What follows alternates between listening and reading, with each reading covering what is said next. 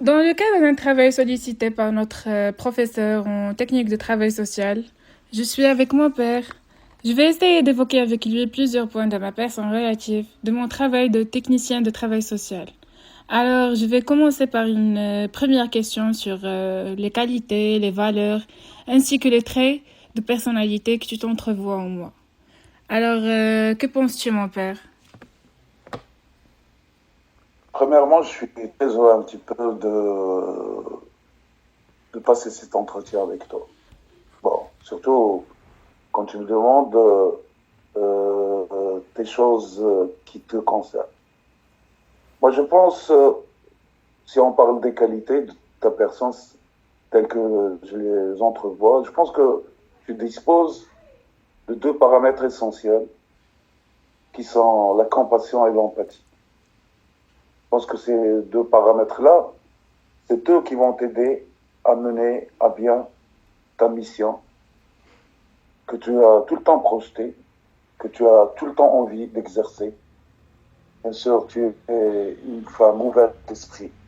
Tu as un bon sens d'écoute pour les nécessités, pour tous les gens qui demandent une aide, qu'elle soit morale, physique ou matérielle. Si je reviens aux valeurs, j'apprécie en toi ton honnêteté. L'honnêteté, elle est essentielle parce que euh, surtout quand elle se manifeste par une fiabilité du travail que tu entreprends. Il faut être fiable, il faut faire un travail propre, il faut faire un travail qui aboutit. Ça, c'est une des valeurs que tu possèdes. Le savoir-être, ou bien le savoir-faire et la disposition d'une écoute impartiale, moi je pense qu'ils sont des atouts non négligeables que tu pour un équilibre et un sens à tes responsabilités.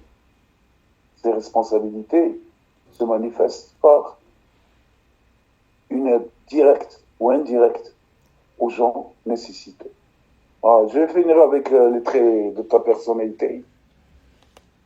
Je pense que qui te différencie des gens que je connais. Je trouve que tu es une femme éduquée, que tu es une femme courtoise, que tu es aventureuse, ah, que tu sois accessible à la demande d'aide. Une femme méticuleuse dans ton travail aussi, soucieuse pour aider les autres et perspicace dans ton travail. Alors, je suis confuse par les différents points interceptés sur ma personne.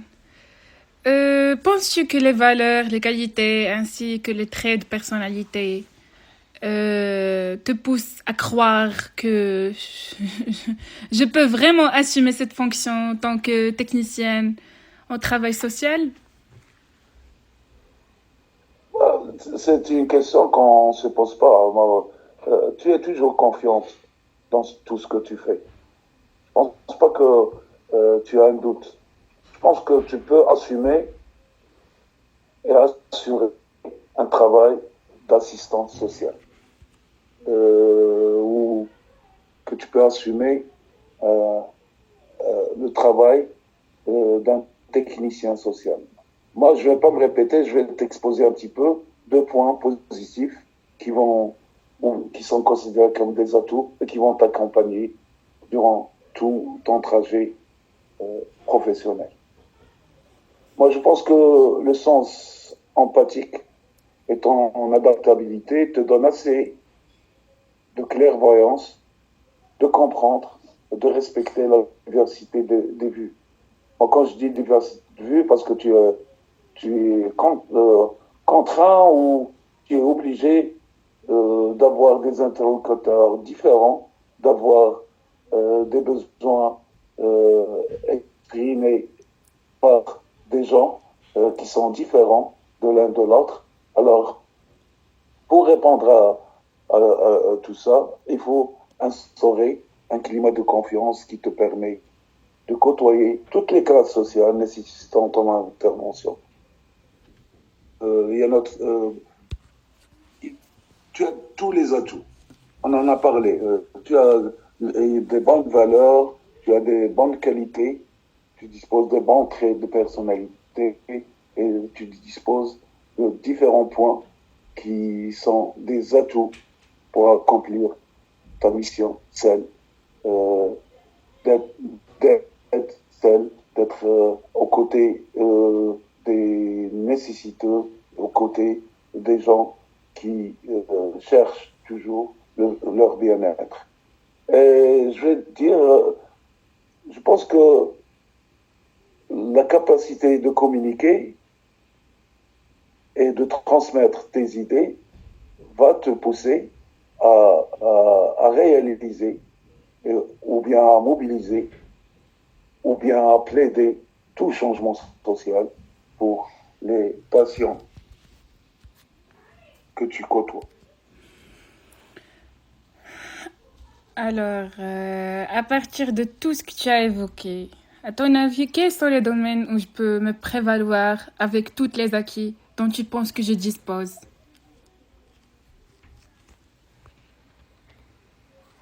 On en a parlé jusqu'à maintenant de ce qui est moral, ce qui n'est pas touchable, ce qui euh, on sent à l'intérieur de soi-même. Je pense que si on fait le parallèle avec les études que tu as faites, tu arrives à avoir un diplôme en kinésithérapie aussi. Tu t'es forgé une personnalité qui, je pense, t'ouvrira toutes les portes et que tu puisses être tout le temps à côté des nécessiteux, des démunis, toute personne demandant un soutien, qu'il soit moral, physique ou matériel.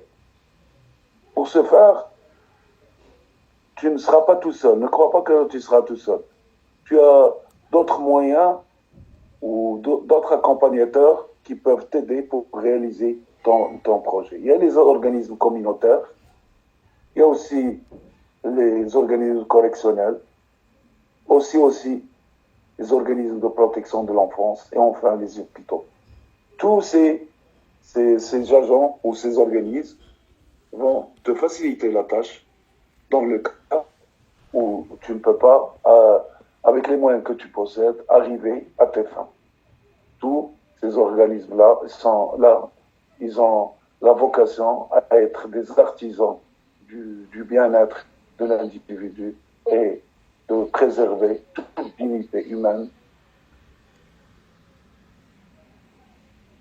Alors, je pense qu'on a évoqué tous les points, qu'on a fait un petit peu le concours de toutes les formes de qualité, de valeur et Oui, d'apprentissage que tu peux oui. cumuler. Et tout ça va te donner euh, une statut, une statut, une statut d'être une bonne technicienne sociale. Alors, pour conclure, et tu sais bien que rien n'est parfait, faut-il que j'aie à me fixer des défis pour élargir mes connaissances, pour bien sûr atteindre mes objectifs? Tu penses quoi en ça? Euh, Moi, je pense que l'essentiel en tout ça, bon, tu as les valeurs, tu as tout ça, tu les as. Maintenant, qu'est-ce qu'il faut faire? C'est développer son écoute, savoir écouter. Parce que savoir écouter, c'est pouvoir répondre. Alors, si on écoute bien les gens, si on écoute bien leurs doléances, leurs demandes, ce qu'ils désirent pour avoir un statut social adéquat et légitime, il faut avoir une bonne écoute. Après, il faut bien analyser les problèmes. Il faut bien analyser les problèmes, les impositions de ces problèmes-là, pour pouvoir un petit peu dégager une stratégie de travail. Cette stratégie-là, elle va dépendre des moyens financiers, des moyens d'aide des autres organismes pour arriver à satisfaire ou accomplir ta fonction qui est l'assistanat social, celle qui est dédiée au bien-être de tous les patients.